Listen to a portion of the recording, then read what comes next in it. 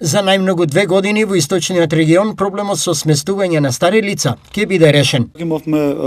еден проблем, буквално технички, од тоа што до сега неколку пати се јавуваше постапката за она локација и предмет што беше дадена на постоечкиот локалитет во Пробиштип, меѓутоа за жал не се јави ниту еднашка фирма оператор што ќе ја изгради.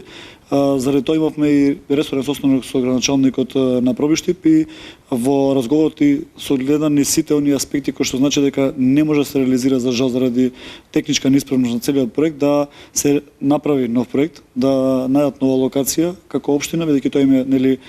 обврска на самата општина, а потом министерството со постоечкиот буџет кој што го имавме и до сега на располагање токму за изградба на Старскиот дом во Пробиштип, да може да се тендерира, согласно новата постапка, односно новата проектна задача која ќе биде доставена од страна на општината, така да на овој начин веќе нема да имаме пропаднати тендери и постапки кои што за жал Идентично се случува и со одамна напуштената зграда, исто така предвидена за сместување на стари лица во Штип. Разговаравме со градоначалникот на општина Штип кој што ни даде известување дека веќе започнал постапка која што е за жал административно техничко погрешно направена пред 12 години, да исправи во овој момент и да добие согласност за оваа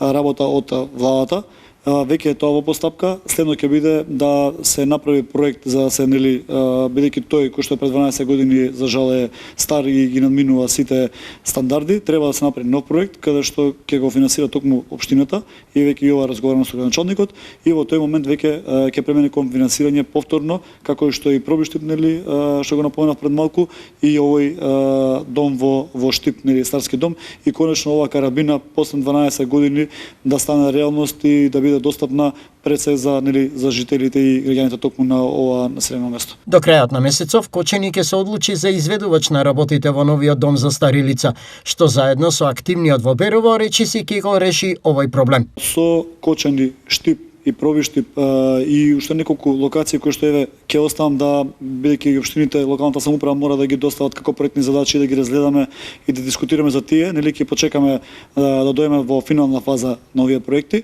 Буквално ќе направиме нешто што за жал не се направило во истокот на Македонија никогаш до сега. Значи нема старски домови, освен кој што е во Берово и кој што со капацитет како што е во моментов и со таа наддоградба што направивме ја пуштивме во потреба, меѓутоа потребата на населението кој што за жал старее во Македонија, тоа е демографската слика кој што имаме и е реалност и не треба да бегаме од истата, меѓутоа треба да решаваме. Ова е принципот и начинот на кој што оваа влада и ова министерство ги решава, а тоа е со конкретни проекти да бидат прифатени, да бидат